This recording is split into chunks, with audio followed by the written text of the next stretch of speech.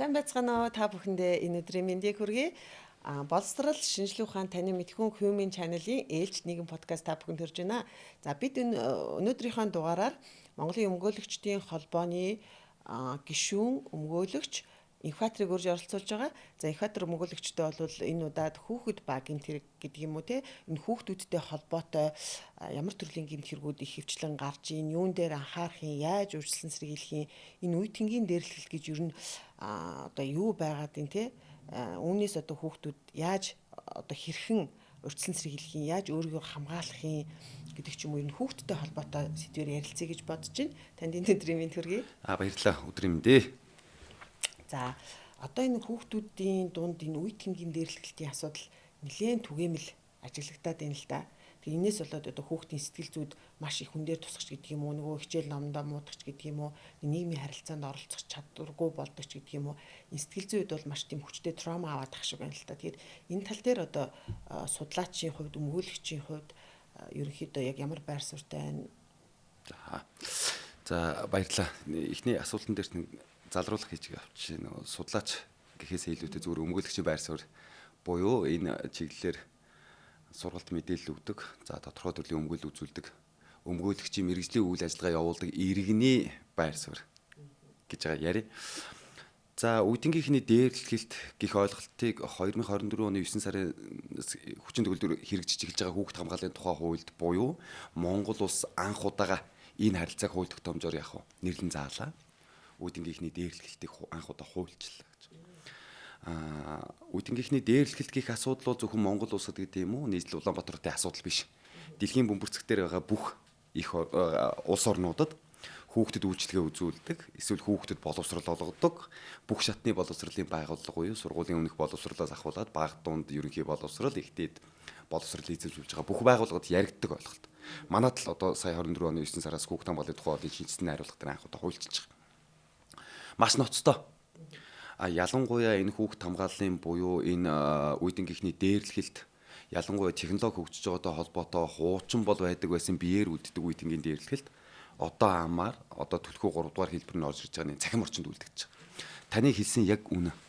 Өөрөөр хэлбэл энэ бие махбод төр хохирохоос гадна хамгийн ноцтой агуулга нь сэтгэл зүйд гэмтэл учруулдаг. Өөрөөр хэлбэл сэтгэл зүйн хувьд хямрал, сэтгэл зүйн хувьд үргэлжилж байгаа бол энэ эмгэг энэ эмгэгийг дахиад сэтгэл зүйн хувьд үргэлжлүүлээд үлдээд байгаа тохиолдолд сэтгэл зүйн өвчлөл гэдэг ийм гурван шатанд очиж явчихж байгаа. Би энэ маш ноцтой гэдгийг зүгээр бусад байгууллагуудаас хийцэн буюу тодруулж хэлбэл боловсрол шинжилгээ ухааны яам нэгдсэн үндэсний байгууллагын хүүхдийн сантай хамтраад шиг санагдаж байна. 22-оос 23 оны хичээлийн жилд бүх үндэсний хэмжээнд буюу ерөнхий боловсролын сургууль суралцж байгаа суралцагчдыг хамруулад энэ суралцах эрхтэй холбоотой судалгаа хийхэд уг судалгааны асуумжид дунд нэг ноцтой тоо гарч ирсэн.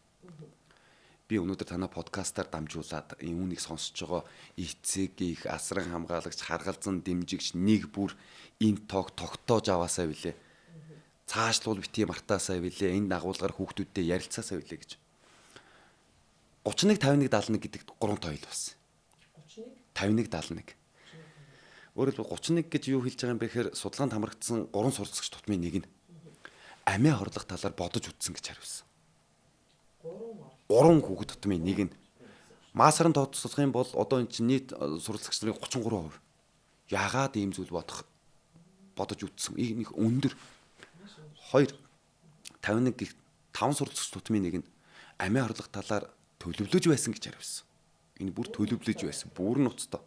71 буюу 7 суралцагч тутмын нэг нь амиа хорлох ямар нэгэн байдлаар оролдлого хийж үтсэн гэж хариулсан. Энэ үнэхээр сэтгэл түгшэмээр тоо. Саяхнаас хэвлэл мэдээллийн хэрэгслээр зарим нэг тоо баримт ил болж явж байна. Хүүхдийн асуудалтай холбоотойгоор. Жишээлбэл сүүлийн 3-4 жилийн байдлаар нэг жилд амиа хорлож байгаа хүний тоо 400-аас 500 хүрсэн байна. Үүний оноосоо хамаарат 25 хүртэлх хувийг өсвөр насныхан эзэлж байгаа гэх харамсалтай тоо мэдээ байна. Өөрөөр энэний цаана ямар агуулга их сурвалж хүүхдийг ийм нөхцөл байдал, ийм үйлдэл хийхэд хүргэдэг вэ гэхээр хоёр янзын их сурвалж байна. Нэгдүгээр таны хэлээд байгаа үеийнхний дээрлэлт. За нөгөө талаас хүүхдийг ийм нөхцөл байдалд хүргэдэг нэг харамсалтай зүйл бол насанд хүрсэн этгээдийн зүгээс хүүхдтэй харилцаж байгаа зөв бус харилцаа хандлага. Кавичкын дотор би хэлээ. Бидний хүүхэд байхад хүмүүжүүлж ирж байсан. Хүүхэд хүмүүжүүлдэг үндсэн арга барил, хандлага орчин үеийн хүүхдүүдэд нийцэхгүй буюу тэд ойлгохгүй, таслал авахгүй. Би зөвхөн 2022 онд за аймгийн нэр, сумын нэрийг хэлээд юу хөө. 12 дугаар ангийн эцэгхийн хурал дээр ангийн багш хүүхдийг төлөөж ирсэн ээжид шаардлага тавина. Шаардлага бол маш ялбархан. Сургуулийн дотоод орчинд электрон тамхи татж байгаа гэх асуудлаар. Ээжид хэлсэн үг танд удаа дараа хэлсэн. Энэ асуудлаар утсаар хүртэл сануулсан. Хүүхэд чинь өөрөө электрон тамхи татснаар эрүүл мэндээр хохироод байгаа асуудал байна. Анхаараач ээж хүний хувьд тастал нэмэх нь миний үүрэгт зааснаар бусад суралцагч нарыг мансуурах, донтох байдалд өртүүлэхгүй байх. Түүнээс урдсан сэргийлэх үүрэг бол хүүхд хамгааллын тухай хуулиар боловсрол олох сургалтын байгууллага нэмэх нь анги удирдсан багш ирдэг. Энэ үүргийн хүрээнд танд удаа дараа сануулад хахад арга хэмжээ авахгүй байна. Гэх байдлаар нилээн эцгийн урал дээр өндөр тооноор нилээн шаардангуй байдлаар хууль ёсны шаардлага тавьсан гэж ойлгохдохоор хэлжээ. Ийм байдал сэтгэл нилээн хөдөлсөн ээж гэртээ хараад өсвөр насны хүүхэд чинь ихийнхээ хэлсэн үгийг хооцсон ч нэ тоохгүй. Эцгийнх нь хувьд би чам зөндөө болоо да хэлсэн. Арга хэмжээ авдгүй юм уу? Үгүй бол дараагийн удаа эцэг их урал чи өөрөө очиж суугаарай гэж. Энэ үгийг сонсцсон аавын сэтгэл нилээн хөдлөөд ийм үйлдэл хийстийн төлөө хүүхдэд хариуцлага хүлээлгэнэ гэд гэрийн гадна зогчсон 12 дугаар ангийн хүүгээ барьж аваа зодчихжээ. Бие махбодын шийтгэл хэрэгжилчих. Ингээд 3 цаг их нэртэйгээ соёлын төв сумын дээр соёлын төвд бүжгэлчээд хаалга татаад ороод ирэхэд ээж аавынхаа энэ үйлдэлийг төвчээгүй түүнд гомдсонгүй тоонноос олсон жагаад амиа хорлцсон цогцос өгцсөн. Ийм харамсалтай тохиолдол гарч. Зүүн хэлэх гээд үеийнхний дээрлэлт байна. Бидний зөв ус харилцаа хандлага байна. Энэ хоёр янзын их сурвалжил хүүхдийг 31, 51, 71 рүү хүргэж гэж харахаар. За мөн дээрэс нь үеийнхний дээрлэлттэй холбоотой асуудлууд би ганцхан зүйлийг л ээж аав нарт энэ ташрамд хэлэх гэж байна. Наснаас үл хамааран хүүхдээ нэгдүгээр сонсдог байгааж ялангуяа үеийнхний дээрлэлт үйлдэгдэг 3 үндсэн хэлбэр байна. Амаар, биеэр, цахим орчинд. Аль ч тохиолдлыг нь хүлээн зөвшөөрч төвчж болохгүй талаар хүүхдтэйгээ ярилцаж энэ төрлийн агуулга мэдээлэл хийж байгаа эсвэл өртөж байгаа талаар мэдээлэл авбал нин даруй сургалтын байгууллагт хандаач. Энэ үйлдэлийг тасан зогсоохгүй бол мөн харамсалтай байдал руу хүүхдийн хувь заяа очиж гээд байгаа. Ийм л 2 янзын их сурвалж төр хилээд байгаа 25% руу чиглээд өсөд байгаа нь ирээдүйдээ, хойч үедээ, үр хүүхдүүдээ учирч болох эрсдлийг анзаарч харахгүй, тэдэнтэй ярилцахгүй байгаа энэ эцэг эхийн эсүүлтгөө бол ийм нөхцөл байдлыг бас дэврээдгүй юм а гэхэд тасан зогсоохгүй байгаа байдал нь хүүхдийг эрсдэл рүү үргээд идэг бас нэг юм үнцэг болох гэдэг гэж харж байна. Нэгдүгээр дээрлэлтэй холбоотой асуудал тийм үү?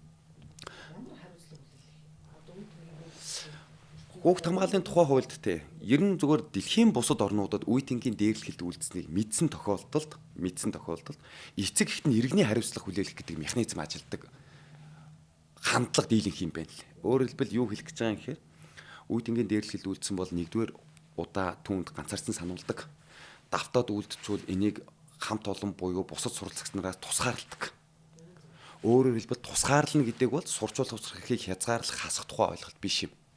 Өөрөөр хэлбэл түүнд эзэмшүүл зөх агуулга хөтөлбөрийг тусгай багш нараар зөвхөн ганцаарчсан хэлбэрээр хүргээд уг үйлчлэгээ үзүүлсэнтэй холбоотой зардлыг холбогдох эцэг эхээс нь шаардаж авдаг. Механизм бол дийлэнх юм байна. Гэвч энэ хэлбэрийг бол бид хуульчилсангүй, ийм механизмыг бол авсангүй. Хуучнаа бодвол бид анх удаа энийг бол хууль зүйн хувьд зохицууллаа. Хоёрдугаар таны асууж байгаа хариуцлага эхний удаа сануулна. Хоёр дахь удаа давтаад үйлдээд эхэлж байгаа тохиолдолд энэ асуудлаар сургууль эцэг эхийг дуудах, түүнтэй зөвлөгөө мэдээлэл солилцох, шаардлагатай тохиолдолд уг үеийнгийн дээрлэлттэй холбоотой сургалт зохион байгуулах, эцэг их суралцагч нарыг хамт татна гэдэг ийм механизм одоо анх удаага хэрэгжихэр бол огт байхгүй байсан дор бол одоо чамлахаар чангаадах гэдэг ийм зүйлтэй шин зүйл анхсаар хуульчилж байна. Яваа явандаа өшөө боловсронгуй болно гэж найдана гэдэг шатараатай. Одоо үеийнгийн дээрлэлтийн одоо үндсэн шинжин гэх юм уу да. байнгын давтагдаж үлдэх. Хоёр бадхан нэстэй ш. Өөрөөр хэлбэл үеийнхний дээрлэхэлтийг бол үндсэн хэд хэдэн шаардлагыг хангасан тохиолдолд үеийнгийн дээрлэл гэж таних ёстой. Өөрөөр хэлбэл бие махбод сэтгэл санааны хувьд гэмтэх, зовоох, ялгуурлан гадуурхах, айлган сүрдүүлэх, түрэмгийлэх зан үйлийг удаа дараа буюу таны хэлж байгаа хоёроос дээш удаа санаатаагаар саяын зорилготой чиглэсэн үйлдэл гаргацсан тохиолдолд бид бол энийг яг дээрлэлт байна л гэж танина гэж. Энэ агуулгаар өөрөөр хэлбэл хүүхдүүдтэй хэлэх тэд ч мөн таньдаг байна гэдэг бол эргээд мэдээлдэг байна. Уг үйлдэлийг талсан зогсоогдог байна. Дахин давтагдахаас яг урдсан сэргийлдэг. Энэ боломжийг үрдүүлэх үндсэн суур шаардлага бол хүүхдүүдтэй танин мэдүүлэх ийм асуудал байх гэдэг гэж. Шаардлагатай бол бүх сургууль дээр нийгмийн ажилтан энэ чиглэлээр үйл ажиллагаа явуулдаг, үйлчлэгээ өгсөн тохиолдолд сэтгэл зүйн анхаачны зөвлөгөө мэдээлэл өгдөг сэтгэл зүйчнэр байгаа. Ээж авнарт хэлэх гэж байгаа. Энэ агуулгыг өөрөө сайн танин мэдэхгүй, ойлгоход хүндрэлтэй байгаа бол сургуулиасаа дэмжлэг аваарай. Өөртөө сайн ойлгоорой, хүүхдүүдээс асууж лавлаарай гэдэг ийм ингэх юм бол тухай бүрдэн тасан зогсоон ийм ирээдүйд учрах эрсдлээс хин нэгний хүүхдийн амнаас эрүүл мэндийг хүртэл хамгаалах бүрэн боломж одоо энэ тохиолдолд бүрдэх юм аа л гэж. Тэгэхээр за хүүхдүүдийн тухайд одоо ихэвчлэн ямар гэмт хэрэгт өртөөд байна? Хүүхдүүдийн тухайд Монгол улсын хэмжээгээр статистик аваад үзэхээр нэрлсэн тодорхой төрлийн гэмт хэрэгүүд байдаг. За эдгээр гэмт хэрэгүүдийг нэрлэн заахаас өмнө би нэг агуулгыг хэлмээр байна. Өнөөдрийн бидний подкаст дийлэгтэй бол хүүхдүүд ихээс илүүтэй ээж авнар сонсно гэж ойлгож байгаа. Өөрөөр хэлбэл та хүүхдийн эрх гэдэг зүйлийг нэгдүгээр нэг сайн ойлгоод өгөөч. Монгол улсын хэмжээгээр нэг 8 энэ жигтэйлийн жил нэг 857 ерөнхий боловсролын сургууль үйл ажиллагаа явуулж байгаа юм. Өмгөөлөгч инкубаторын зүгээс сүүлийн 3 жилийн хугацаанд 170 гаруй сургууль дээр очиж боловсролын харилцаанд оролцогч үндсэн 3 субъект буюу багш нар, ахлах хүлийн суралцагч нар, за мөн эцэг эхчүүдэд яг өнөөдрийн би тантай ярилцж байгаа агуулгаар өөрийнхөө туулж өнгөрөөсөн амьдралын туршлага мэрэгжлийн үйл ажиллагаа явуулж исэн энэ өмгөөллийн үйлчлэгийн дээр тулгуурлаад тэднэрт санал таслал зөвлөгөө гэдэг зүйл хэлээ явуулдаг. Эцэг эхчүүдийн энэ хүүхдийн эрхтэй холбоотой зөвхөн хүүхэд эдэлдэг эрхийг танин мэддэг, түүнийг хэрэгжүүлэхийн тулд эцэг эхийн зүгээс юу хийх ёстой вэ гэдэг ойлголт агуулгыг мэддэг энэ мэдлэг эрх зүйн ухамсар бол туйлын дорой хангалтгүй байгаа юм. Өөрөөр хэлбэл хүүхдийн эрхтэй холбоотой асуудал бол ерөөсөө бөмбөрцгийн улс орнуудын тухайд бол саяхны зүйл юм шүү дээ. 1989 онд нэгдсэн үндэсний байгууллагаас хүүхдийн эрхийн тухай конвенц гэдгийг баталсан. Монгол улс 90 онд нэгдэн орд сойрхон мөн баталсан. Ингээд хүүхдийн эрхийн конвенц нэгдээд орсон гишүүн орнуудынхаа хувьд юу хүлээдэг юм бэ гэхээр хүн хүүхдэд зориулсан тусгаас хууль батлаа л гэдэг үүрэг хүлээж байгаа. Ингээд Монгол улс түүхэндээ анх удаа 1996 онд хүүхдийн эрхийг хамгаалах тухай гэдэг нэртэй хуультай болсон. Уг бол 2016 он хүртэл үйлчлээд 2016 оноос хүүхдийн эрхийн тухай хууль, хүүхд хамгааллын тухай хууль гэж хоёр хуультай болсон. Хүүхдийн эрхийн тухай хуулиар зөвхөн хүүхдийн эдэлбэл зохиох, зөвхөн хүүхэд гэдэг субъект эдэлдэг эрхүүдийг хуульчилдаг. Хууль зүйн техникийн хувьд бол дөрвөн бүлэг дотор хуваагаад бичигдсэн. Яг нарийн тоолох юм бол зөвхөн хүүхэд эдэлдэг эрх гэвэл 70 төрлийн эрх байгаа юм. 70 төрлийн эрх байгаа. Өнөөдөр энэ эрхүүд дундаас та бүхэн ярилцах гээд байгаа нь энэ хүүхдийн хамгаалуулах эрх гэдгийг л тойрч ярих гэж байгаа. Хамгаалуулах эрх гэдэг дотор хүүхэд гэмт хэрэгээс, хүүхэд зөрчлөөс, хүүхэд хүчирхийллээс, хүүхэд бие махбодын шийтгэлээс, хүүхэд үл хайхрах байдлаас, хүүхэд мүлжлэгийн аливаа хэлбэрээс нийгмийн бүх орчинд хамгаалуулах эрхтэй гэдэг эрхийг хүүхдийн эрхийн тухай хуулиар бичжээ. Зөв нь хүүхэд гэмт хэрэгээс хамгаалуулах хэрэгтэй гэдгийг юу гэж ойлгох вэ? Зохих талаар эцэг эхчүүд харилцсан сайн мэдэхгүй. Энэ бол үндсэн хоёр агуулгатай. Нэгдүгээрт хүүхэд хамгаалуулах хэрэгтэй, гэмт хэрэгээс хамгаалуулах хэрэгтэй гэдгийн нэгдүгээр агуулга бол хүүхэд аливаа төрлийн гэмт хэрэг өөрөө үйлдэхгүй байхаас хамгаалуулах хэрэгтэй. Холбогдохоос хамгаалуулах хэрэгтэй. Хоёр, хүүхэд тодорхой төрлийн гэмт хэргийн хохирогч болохоос хамгаалуулах хэрэгтэй гэдэг үндсэн хоёр агуулга баг гэдэг. Хоёр агуулга. Хүүхэд гэмт хэрэгээс хамгаалуулах хэрэгтэй. Тэгвэл энэ эрхийг хэрэгжүүлж байгаа нэгдүгээр эренбийн субъект бол эцэг эх. Тэгвэл Монгол улсад хүүхэд дэрн гэмт хэрэг үлдэж байгаа тоо баримт хийдий өсөж байгаа юм уу, буурж байгаа юм гэх асуудлууд. Би нэг жижигхэн жишээг сургалт хийх болгондоо эцэг эхчүүдэд хэлж тэднэр санаа бодлыг асуудаг. Үндэсний хэмжээнд 2020 онд яллагдагчаар татагдсан хүүхэд 990, 3 оронтой тоо. 21 онд 921, 22 онд 1540, 23 онд 1594, 2024 онд энэ тоо 1700 хүрч байгаа. 1700 ялагдагчаар татагдсан. Ялагдагчаар татагдсан хүүхдийн тоо. Өөрөөр хэлбэл 2021 тоо харьцуулбал эн чинь баг жилийн эцсийн дүн баг 2 дахиад өссөн гэдэг юм харагдах гэдэг. Тэгвэл 2019 онд хэд байсан юм бол гэдэг. 2021 онд л 3 ордоо тоо байсан байхгүй. 19 онд 4 ордоо. 1350. 24 онд 1700 явж штэ. Өөрөөр хэлбэл 2021 онд юу болчихвоо гэл асуудаг. Тийм ковид COVID-19 буюу цар тахал гарсантай холбогдуулаад засгийн газраас тогтоол гаргаад эцэг эхчүүдийн зорч гарахын хязгаардаа гэртэн суулгачихж байгаа. 2 жил эцэг эхчүүд гэртээ суусан жилүүдэд л ялагдагчаар татгцсан хүүхдийн тоо 3 оронтой тоо болж байгаа. Эцэг эхчүүд ажилдаа яваад эхлэхээр 4 оронтой тоо ковидын жилдээ харьцуулбал 24 оны жилийн эцсийн байдлаар бараг 2 дахин өсчээд байна. Энэ захиргааны статистик ганцхан дүрм хэлж байгаа гэсэн үг. Юу гэсэн дүрм бэ? Үр хүүхдүүдтэй тавих анхаарал, хаалтамж, тэдэнд зарцуулах цаг хугацаагаа нэмэгдүүл тэгвэл хүүхдүүд 3 ордоо тондож биш үү гэж. Ажилдаа явхаар 2 дахин өсөж байна. Энийний цаана хүүхдэд тавих анхаарал, хаалтамж, цаг хугацаа зарцуул гэдгийг хэрэгжүүлэхтэй холбоотой бас их алдаатай зүйл бий. Бидний соёл уламжлал, хүүхэд хүмүүжүүлэх уламжлалт, харилцаа хандлага зарим тохиолдолд бүр ноцтой байдал руу авчирч хүргэж гээд байдаг зүйлүүд бий. Энэ дундаас нэг зүйлүүдийг ээж аав нарт бас мэдээсээ билээ л гэж бодож байгаа юм. Өөрөөр хэлбэл дунд бүлгийн, ахлах бүлгийн хүүхдээ ээж аав нарт. Монгол улс эрүүгийн хуульдаа 10 дугаар бүлгээс хойш 29 дугаар бүлэг дуустал нийтдээ 300 гаруй гэмт хэрэгтэй зүйл хэсэг заасан. 300 гаруй гэмт хэрэгтэй. Эдгээр гэмт хэргийг үйлдсэн тохиолдолд эрүүгийн хариуцлага хүлээх насны босго 16-аас эхэлж байгаа. Гэвч 300 гаруй гэмт хэрэгээс тодорхой нэр төрлийн 12 гэмт хэргийг үйлдсэн тохиолдолд түүнд эрүүгийн хариуцлага буюу ял оногдуулдаг насны босго 16-14 наснаас эхэлдэг.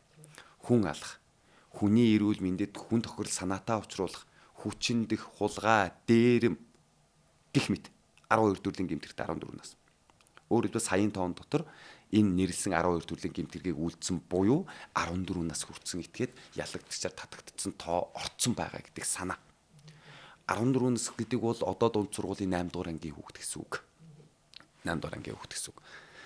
Ямар төрлийн гэмт хэрэг үйлдчихдэг юм бэ гэд гэмт хэрэг үйлдсэн тоо дийлэнх хуваар харъя. Өөрөөр хэлбэл Монгол хүүхдийн үйлддэг хамгийн түгээмэл гэмт хэрэг бол хүний эрүүл мэндийн халдшгүй байдлын эсрэг гэмт хэрэг. Энэ бол зодоо. Хүүхэд үйлдсэн 3 хэрэг тутмын нэг нь зөвхөн зодоо бит. Энэнд бидний уламжлал туйлыг сөргнүүлээтэй гэж боддог. Яагаад гэж боддог вэ гэхээр орон нутаг ялангуяа сум баг тосгонд байрлах сургууль хийгээд тэдгээрийн эцэг эхчүүдтэй уулзалт хийж байгаа үед хүүхдийг зодож шийтгэхгүй байх, хүүхдийг хүмүүжүүлэх, эерэг арга барил ашиглаж хүмүүжүүлэх талаар ярихаар зэрэг миний саналын зарчмын эсрэг байр суурь босч ирээд идэх. Үгүй дээ миний хөө. Монгол хүүхдэд бол хаяаны гар хурж байх нь бол тун тохирдог шүү. Одоо би аавын суран тэлээний амт гарын 5 салаа бов амсчил явлаа. Мууцын малга гэж ташаага тулаа босч ирээд идэх. Тий. Монгол хүн таардаг гэж юу гэж.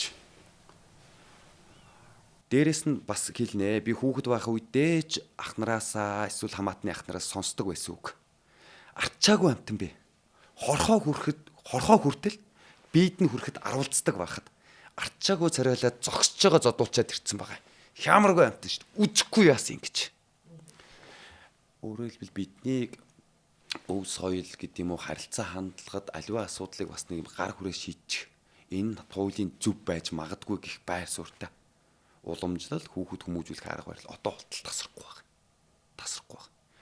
Ийм ч утгаар хүүхдээ хүмүүжүүлдэг, зоригжуулдаг зарим тохиолдолд зүйлүүд байна. Би туйлын буруу л гэж хэл. Буруу. Эрүүгийн хариуцлага хүлээх насны давсан хийгээд босго давсан хийгээд түүнээс доос насны ээж аауд ч бас нэг зүйлийг анхаараасаа л гэж бодож байгаа.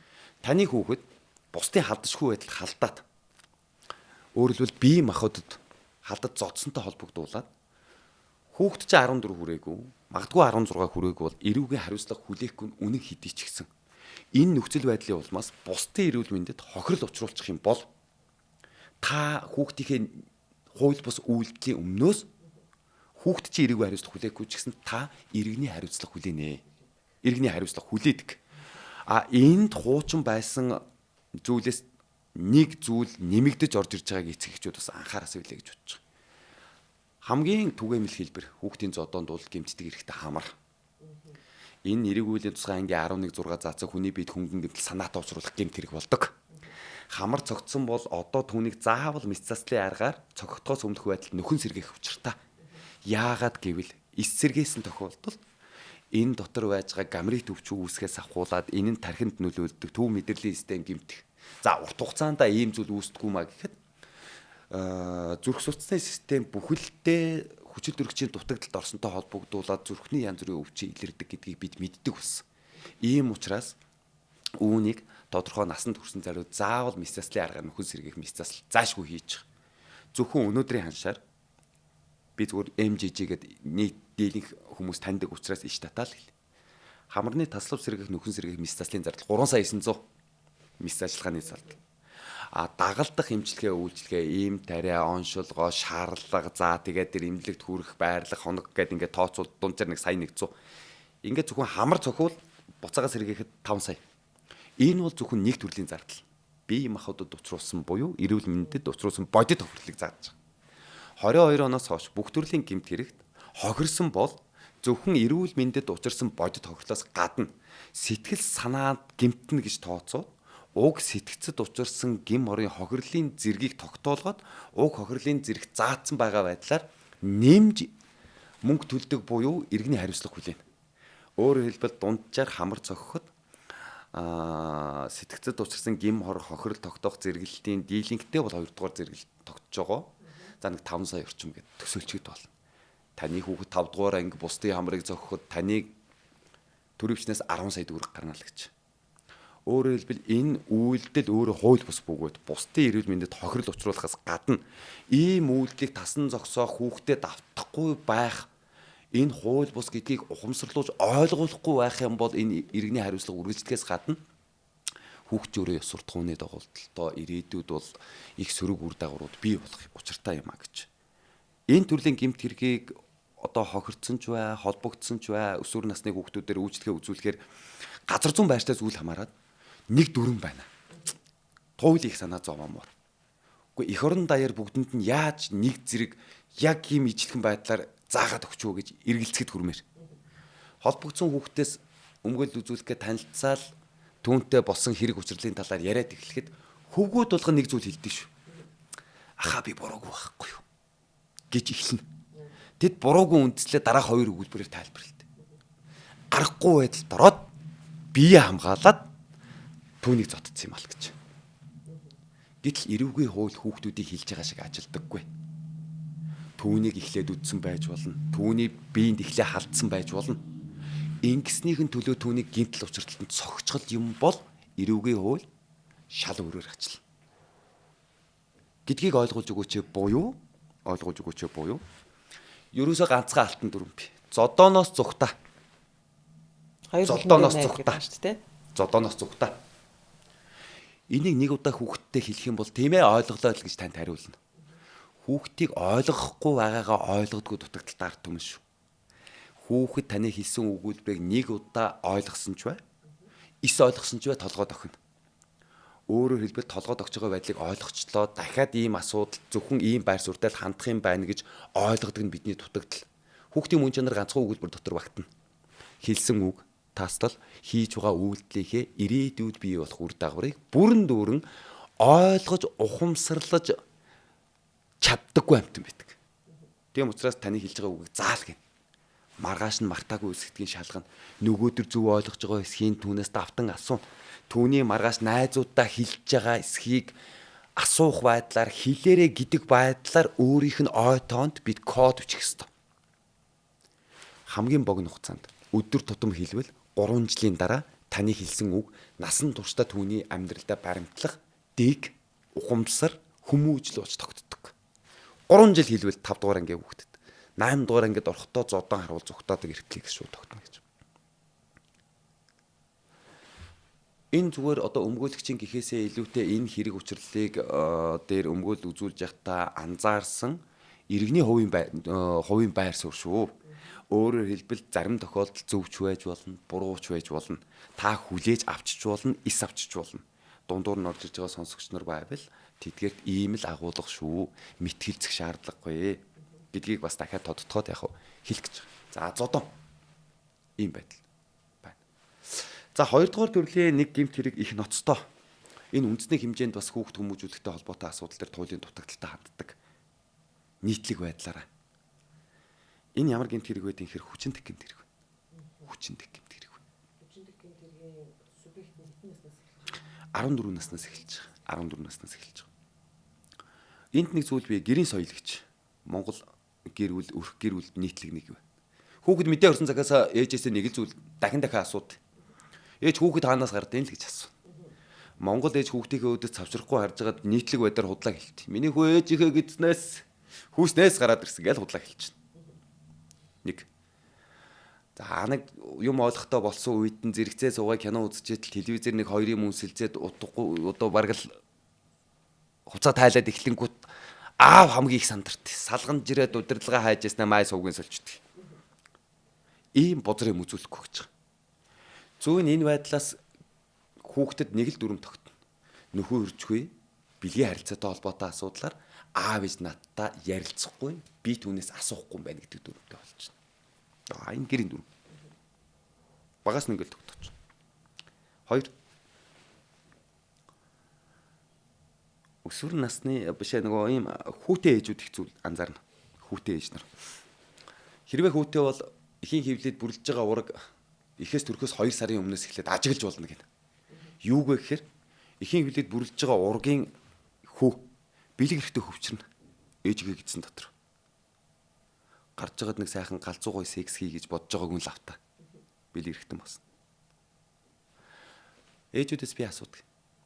Цэцэрлэг эсвэл дунд сургуулийн баг бүлгийн ээж нараа анзаардгүй. Хүү өглөө босоод ирэхээр төрсөкнийхэн цаанаас ингээд түлхэгдсэн л байдаг шүү дээ. Яадаг вэ л гэж. Тэгдэж штэ. Ой миний хүү шээс нь хүрцэн байна явж шээгээ хэлждэг гэж. Нөхрийгээ ирэхээр бас хүү хань шээс нь хүрцэн байна явж шээ гэж хэлдэггүй гэж заримдаа асуу.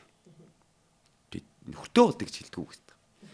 Зүүн аав хоёрт нэг ижил зүйл байгаа. Энэ бэлгийн зүн байглаас өгцөө өгөгдөл зүн ажиллаад байгаа. Хоёрдугаард одоо монголчууд бас нийтлэг их бүдгрүүлж ярьд юм аа. Шилжилтийн үе дээр яваа гэдэг. Яг үүндээ шилжилтийн үе нь хизээ эхлээд яг ямар үйл хийчихээр шилжилтийн үе нь дуусах гэдэг. Энэ зүгээр бэлгийн боожлт яваад байгаа. Бэлгийн боожлт, бэлгийн зүн хоёр нийлэхээр хүүхдэд хэрэгцээ гэдэг зүйлийг бий болгоход. Хэрэгцээ. Өөрөөр хэлбэл нөхөө үржгүй бэлгийн харилцааны талаар мэдэх хэрэгцээг бий болгох. Мэдмээр байна. Угаасаа шаардах байхгүй юу? Зүн нэгдүгээрт ажиллаад байна. Хоёрдугаарт нь чинь миний бие организмын хувьд хөгжил яваад байна шүү. Тэгэхээр одоо гэрт яах юм? Гэрт юм ойлголт мэдээлэл ярилцах юм. Чамтай ярилцахгүй гэдэг үндэсний дүрмтэй шүү дээ. Сургуульд найт. Сургууль дээр өгж байгаа боловсролын агуулга энийг хангалттай нөхөж гүйцэхгүй. Зорилго нь ч тийм биш байдаг. Одоо тэгвэл яах юм? Хүүхдийн хэрэгцээг хаанаас хангах юм? Орчин үеийн хүүхдүүд маш хялбарх. Утсаа гаргаж ирээл порнограф үзэж байна. 2 жил буюу түүнээс дээш хугацаагаар порнограф тогтмол үзсэн хүүхдийн энэ төрлийн харилцааны сэтгэл зүйн зам байдал хандлага шууд өөрчлөгдөнө. Өөрөөр хэлбэл хэлэх гээд байна. Дахиад автаа хэлэх гээд. Хүүхдийн мөн чанар. Ухамсарлаж ойлгохгүй маа. Үдснээ харж дагаж дуурайж хүмүүждэг байхгүй. Маш ноцтой тохиолдлуудыг өмгөөллийн хэрэг үзүүлж байл. 7 дугаар ангийн хүү гэртээ үерхдэг охиноо авчраад бэлгийн харилцаанд ороход үерхдэг охин хөвгүүнийхээ өмдний тэлээгээр гараа хүлүүлээд орны толгойд бэхлүүлчихэд одоо бэлгийн харилцаанд орё гэдэг санал тавиад байна шүү дээ. 7 дугаар анги. 7-гийн хагасаас 8-ийн хагас хүртлээр явж байна. Гэхдээ одоо энэ хилж болох уугүй юу? Хэдийн үе цацагдахыг мэдэхгүй байна. Болохгүй гэвэл одоо манай нөхдүүд монтажлаа хасна үз. Найз хүүхэн хүссэн тохиолдолд 7-гийн хагасаас 8-ийн хагас үерхэж байгаа хүүгүний тохиолдол ярих гэдэг шүү дээ өмгөөлөл үзүүлсэн. Найз хүүхэн хүсэж байгаа тохиолдолд найз хүн ерөөсө татгалзахгүй. Бэлэг эрэхтний амдаа хөгж байгаад ам дотроо дур тавиулж өгöd шүү дээ. Найз өхнөөс санал ирээд шүү дээ. Дараагийн удаа хоёулаа нэг нэгэ прэтгэр зүсэж байгаа цус амталж байгаа секс гэж үзье гэдэг шүү дээ. 12 дугаар ангийн 3 хүү. Ангийн охинод очиод нэг том үнэ гэдэг нэртэй пяв хоож уучаад үүдний таамбарт нь бэлгийн харилцаанд орохдоо хоёр нь хар зогсож байгаад нэг нь бэлгийн харилцаанд орж явах үеийнхээ хар зогсож байгаа хоёрынхаа нэгэнд уцаа өгөөд өөрийгөө бичүүлээд шүү дээ. Гэхдээ бичлэг дундаараа бүр хандаа хилээд шүү дээ. Андаа зүгээр зогсож байгаа дах чи таал бүрээс тоороо дээрээс доороос нь бичилдэг гэдэг шүү дээ. Нөгөө хоёр ч мөн ялгаа байхгүй ээлжээр ирэхээр яг энэ үйлдэлийг давтаа хийлгээд шүү дээ. Бэлгийн харилцаанд орох гэдэг бол хайр сэтгэл үерхэл нөхөрлийн үндсэн дээр тодорхой цаг хугацаа зоохох итгэл найдвар дээрээс нь чин гэрүүл болох үндсэн төлөвлөгөө найдвар дээр үндэслэж хин нэгний дэргэд хийдэг ийм үйлдэл гэдэг үнэт зүйл тэнд юусоо төлөвшөхгүй бүрэлдэхгүй шүү дээ. Хоёрхан шалтгаан. Өөр хүүхдүүдтэйгээ ийм нөхцөл байдлын талаар тэр хэрэгцээг зөв удирдах нас бие сэтгүү онцлог таарсан байдлаар мэдээлэл өгж энэ үн цэнийг бий болохгүй шүү дээ. Нэг ярихгүй гэдэг бол сайн зүйл биш шүү дээ. Ярихгүй гэдэг бол тийм нөхцөл байдал байна. Ингээд дээрэс нь эцэг эхчүүдийн тухайд өөрсдөө ч мэдэхгүй байх том дутагдал. Бэлгийн эрхчлөөний талаар асуухаар мэддэггүй. Бэлгийн эрхчлөөтэй юу гэхээр хариулдаг ээж таслал аав болддоггүй. Яг юу гэсэн үг вэ л гэдэг нь хөрх. Гэхдээ чи бэлгийн ажил хийх үү, эсвэл эсхийх үү гэдгээ өөрөө шийдэх хэрэг мэдлэлтэй байх тухай ойлголт юм шүү дээ. Тэгвэл байна гэдэг. Таныг бэлгийн эрхчлөөтэйг нөхөрчин мэдэх үү гэж асуухаар л тэгэл төрөө явчихна. Байхгүй байж тээ байхгүй бай тэгэл эхлээд явчихна. Зүүн. Өөрөөр хэлбэл бэлгийн эрхчлөө гэх ойлголт хууль зааснаар буюу тодорхой насны босгод авснаар эхлэх гэдгийг мэдэхгүй байна. Энэ босхыг даваагүй хүнтэй бэлгийн харилцаанд орох нь хүчиндэг гэмт хэрэг рүү үйлцэн тооцоолоод явчих шинжийг хангана гэдгийг ойлгохгүй байна. Энэ талаар хүүхдүүдтэй хэлэхгүй байна. Өсвөр насны хүүхдүүд зөвхөн найз охиноосоо гуйсан, найз охин надад зөвшөөрсөн харилцан тохиролцож бэлгийн харилцаанд орсон нь ямар ч тохиолдолд гэмт хэрэг биш гэж найдаад орчоод байгаа нь зарим тохиолдолд түүнийг маш өндөр хугацаатай ял авахд хүрэх гэдэг асуудлууд байна.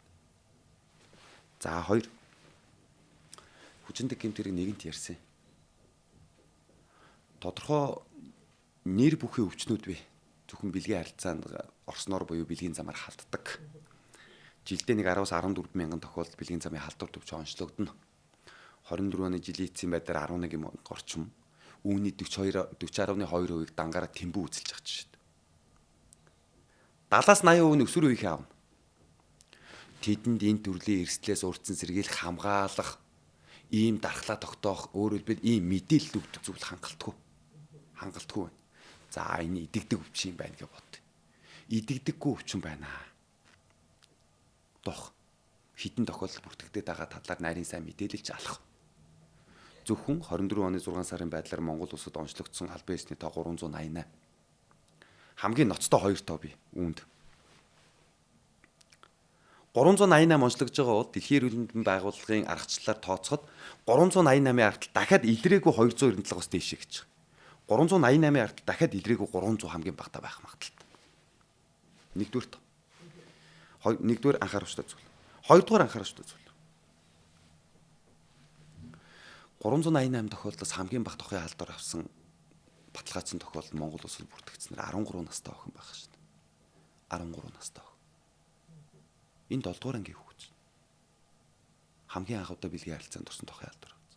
Өөрөөр хэлбэл бидний үр хүүхдийн дунд, тэдний үе тэнгийнхний дунд өөрөө ийм төрлийн халдвартай гэдгээ мэдэхгүй 388-д 13 настай байна шүү дээ. Тэгвэл илрээгээ 313 настай, 14 настай байх магадлал байна л гэсэн. Гэхдээ тэгээ одоо энэ талаар нэгэнт нэг өдөр шинжилгээний хариу нэмэх гараад ирсэн үед бид толгоогоо яаж шаагаад ямар ч өвшөө хувилбар байхгүй болцсон. Ийм харамсалтай байдал болгож шин. Одоо тэг хэлэхгүй юм. Ярихгүй юм. Ярьж мэддэг амтнаар нь зөвлөгөө хэлүүлэхгүй юм. Ядч. Энэ байгаа бидний хүүхэд байхад бидний хүмүүжүүлжсэн энэ уламжлал, харилцаа хандлага, энэ талын мэдээлэл өгөхгүй байсан зүйл тухайн үедээ бол яах вэ? Тэг эрсдэл рүү аваач зүг байж. орчин үед бол үгүй байх гэдэг. Одоо тэр хүмүүжил харилцаа хандлага энэ нийгэмд бол тохирохгүй байх гэдэг. Гэж нэг зүйл. Тэгэхээр үзээч гэмт хэрэг болчих гээд шүү. 1 2 дугаарт энэ нь өөрөө эрсдлийг авчраад байна. 3 дугаарт насан туршдаа идэхгүй ч өвчин тусах боломжийг бий болгох гээд байгаа нь бодит тоо статистикээр нотлогдоод. Ярилцаач, зөвлөөч. Ярихгүй байх гэдэг бол маш ноцтой үр дагавар руу үр хоочоо ирээдүгөө авчид хийх гэж байна. Ийм зүйлийг хүсдэг ээж аав угаасаа байхгүй л. Тийм учраас анзаараач ээж аав нараа л гэж хэлдэг. За 3 дугаар асуудал бол энэ өмчлөх эрхийн эсрэг гэмт хэрэг гэдэг нэг юм зүйл байдаг. Монгол түгээмэл, улгаа, дээрэм, заллин. Монгол хүний хамгийн гүйдэг гэмт хэрэг улгаач. Үндэсний гэмт хэрэг шүү дээ. Болж игэл нэгнийхээ эмийг шуучдаг ард түмэн байхгүй. Өмчлөх эрхийн эсрэг гэмт хэрэгтэй холбоотой асуудал дээр туулийн бас буруу соёл зүйлтэй. Наад утсаа ингрийнхээ карманд ил хийчээ яваадахын тэнэг хүүрвэ хулгаа далдуулъя далд хийгээч. Цахилгаанаа татаачлагдах. Хүүхдээ өдрүүлгэн хэлээд. Локкюд юу гэж? Ил байвал хусчуулна гэдэг лог. Аха. Тэ. Гогч нь чи ил байсан байна. Тэгэхэр хүн хусна гэж. Тэгвэл нөгөө талаас ил байвал хусчуулна гэдэг байгаа. Орон нутаг мутагт яваад асуу. Хүүхд чин гар утсалаад ирвэл яах вэ гэж. Заалны талууг нь харилж байгаа. Симийн сугал нь утсын унтраана гэж. Өмчлөх эрхийн эсрэг.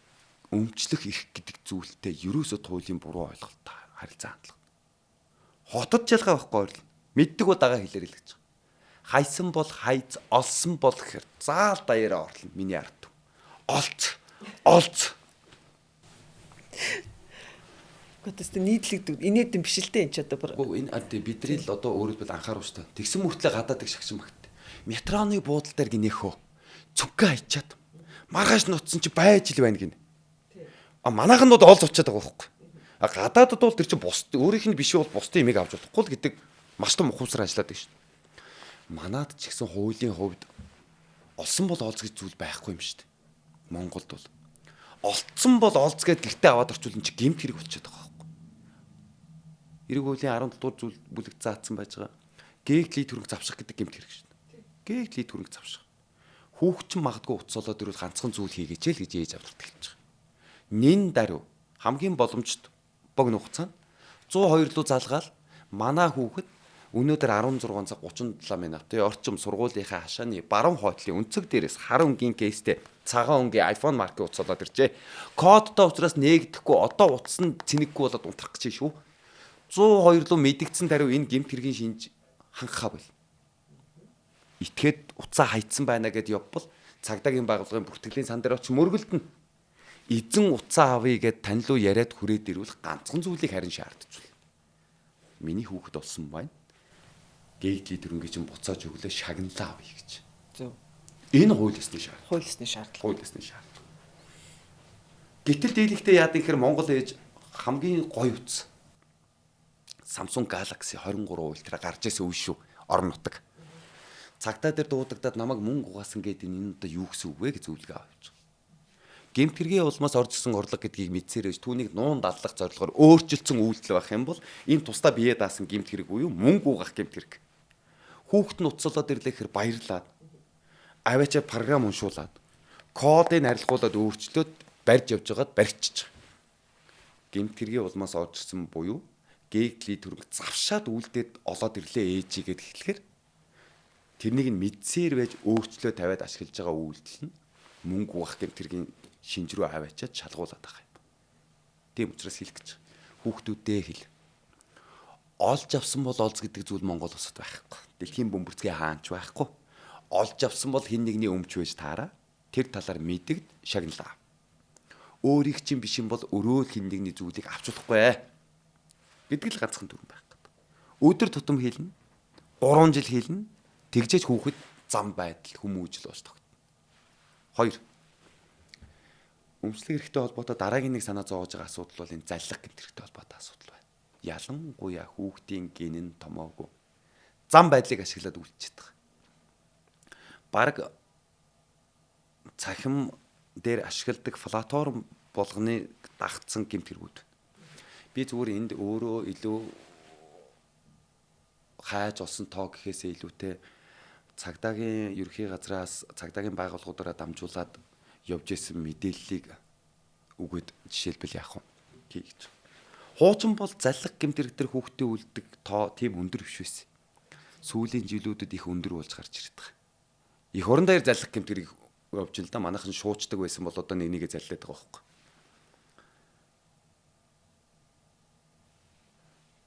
Telegram аппликейшн жишээлбэл ашиглаад яг бодиттой хэргийн тоо, хохирлын тоо тавиад цагдаагийн ерөнхий газраас хэрэгжлүүлж ясан гэж би штата гэлээд. Үүн жишээлбэл хохирцоо хүүхэд тодорхой төрлийн бүтээгдэхүүний сурталчилгаа бүглөөд 5 групп шеэр мэр хийгээрэй барина. Нэг лайк дараараа тоо хандлт төсгөр. Жижигхэн даалгавар өгнө 10,000 төгрөг өгнө. Ямар ч хүүхэд сонирхно. Гар утастай хүн болгон хийчих болцоод. Хүү хийжээ гэд төсөөлвөл. Үнэхээр бодтой 10,000 төгрөг дансанд нь орчихно. Хүү итгэн үнэн байна. Бодтой юм байна. Би баг компани одоо маркетинг хийгээд байгаа ч юм шиг л төсөөллөө. Нэг даалгавар хийгээд 10,000 төгрөг 10k авсан хүүхэд яах вэ? Яах вэ? Гэхдээ дахиад юм байна уу л гэж асуу.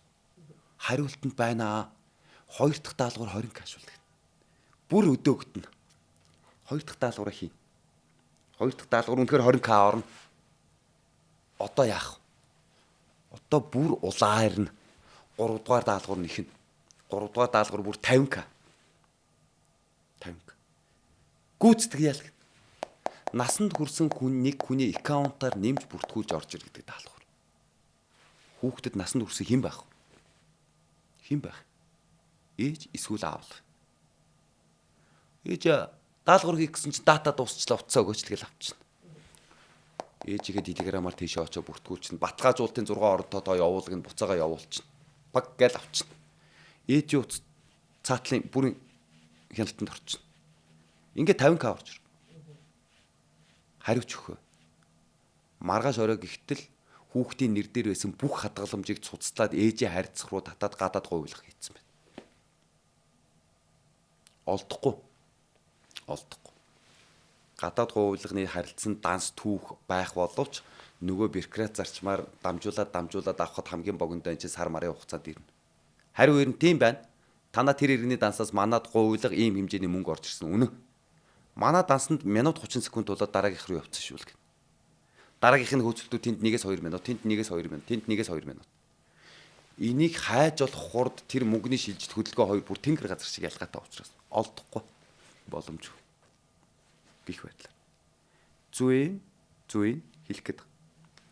Энэ асуудал дээр хувийн мэдээлэлээ хамгаалах, танихгүй, мэдэхгүй тохиолдолд энэ мэдээллийг дамжуулахгүй байх гэх мэтлэн зүйлүүдийг хүүхдүүдэд илүү сайн суралцаж шаардлагатай бол анхааруулж хэлэхгүй бол ээж аавын хөөрхий хүүхдийн 100,000-аар явж ирсэн мөнгнүүдийг харилцах тус үрээс нь хоослол аваагаар.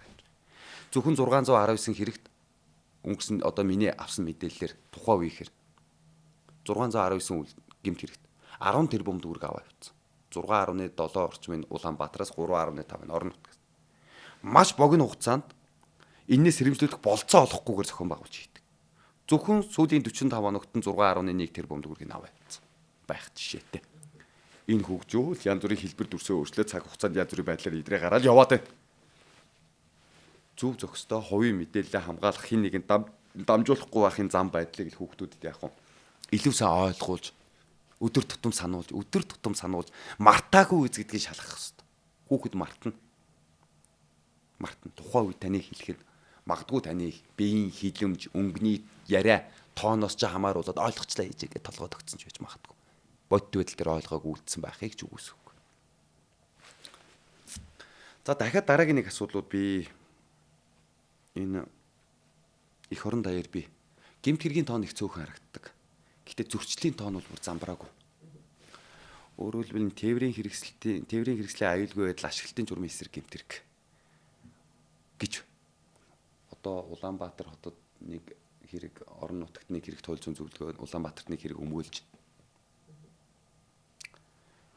Дийлэнхтэй эцэг ихтэй мэддэхгүйгээр тээврийн хэрэгслийг авч болооддог. Ингэхдээ мэдээж дангаараа дийлэнхтэй байдгүй. Найзуудаа дуудана, өөрийгөө лаг гэдгийг нотолж харуулна. Би зөвхөн орон нутагт за аймгийн нэрийг хэлээд өг. болсон явдал. 2 цаг өнгөрөөд аавынхаа машин унж гараад ангийн 2 найзыг дуудаад цагдаа байдаггүй аймгийн жоохон тойроо хөдөлгөөн багтаа замаар давхина. Жоохон ширүүн давхиад тойроо дээр машинаа барьж чадахгүй өнгөрчихөж байгаа. 2 хүү мөлхөө гараад ирэхэд 1 хүү ухаалтцсан байна. Одоо амар нэ. Амар. Ухаалтцсан байхаар нь зэрэг айгаад ухаан орохоор нь гэрт нь хүргэж өгнөгээд ээлжиж үүрээд нэгнийхээ эзгүүгээр шүнжэнгөө аваачаад хонолцсон байх шин. Ухаангүй хүүхдээ. Нэг дахиад дараагийнх. Өргөдөг найз охиноо дуудчих. Үүлэн татсан юм шиг түүнийг нь дүүн дагчдээ. Хоёулынгийн авчраад ангийнхаа нэг хүүхдээ. Тэг хүү яадан гэхээр зэрэг найрамдлын зам руу гарч агаад найз охиндоо, найз охиныхоо дүүд мөн ялгаа байхгүй ангийн андтаа машин байж яаж барихыг нь зааж өгөөд ивэл яах вэ? Одоо тэр жолооны багш хийчих. Өөрөө жолоодох эрхийг үнэмлэхгүй 18 нас хүрээгүй итгээд заагаад. Өмнөх тохиолдолч тэр сүүлийн тохиолдолч тэр хоёуланд нийтлэг нэг зүйл буруутай. Аль альнийх нь эцэг ихтэй нь уулзч үзэж байгаа. Эцэг нь санаачлаг гаргаад ихэнд дагаад зөвшөөрсөн. Дунд үлэгт байхаас нь авахгүйла жолооны ард суулгаад хээр хөдөө гарахаараа зэрэг машин бариулж хөдөлгөөт. Аав ээж нь заагаад идэг байхгүй юу? Мөн үү? Хүүхэд ганцхан зүйл ойлгох чинь. Би машин бариа сурчлаа л гэж ойлгоно. Тэр байтугай би бусдад машин яаж барихыг зааж чаддаг боллоо гэж ойлгож чинь давруу. Тэгээ үр дүн тэр. Үр дүн тэр. Гэмт хэрэг нэг цөөх. Гэхдээ өөрөлдвөл жолоодох эрхээ үнэмлэхгүй жолоодох насанд хүрээгүй итгээ тээврийг хэрэгсэл жолоодж байгаа. Тэр байтугай бүр сухтур сүйтээ жолоодж байгаа нэг тохиолдолд би зөрчлөөр шийтгүүлээ яваад байгаа. Зөрчлөөр шийтгүүлээд. Энэ зөвхөн тээврийг хэрэгсэл гэдэг дотор автомашин биш. Орон нутаг дийлэнхтэй нөгөө мотоцикл. Улаанбаатарт одоо тэр аргаа бараал тэр ундаг дугуйнд хүртэл цахилгаан дугуйнд үнэрх тавиад байна шүү дээ. Болохгүй байгаа юм жишээ байхгүй. Зүүн энийг зөвшөөрөх гэдэг бол туулийн буруу хандлага. Насанд хүрсэн хойно тодорхой сургалтанд нь суугаад дадлагын олгоод шалгалтын өгүүлээд тэгээд дараа нь хууль ёсны болгоод. Итгэгчдийн бас буруу хийж байгаа ажил гэж хэлэх гээд.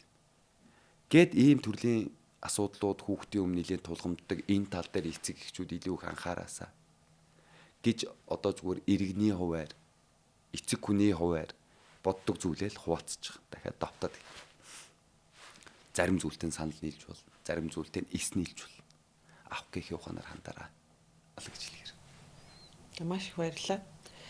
За манай өнөөдрийн дугаард Монголын өмгөөлөгчдийн холбооны гишүүн өмгөөлөгч Инфатор оролцоод бидэнд маш их үн цэнтэй хэрэгтэй мэдээлэл одоо өгсөн танд маш их баярлалаа.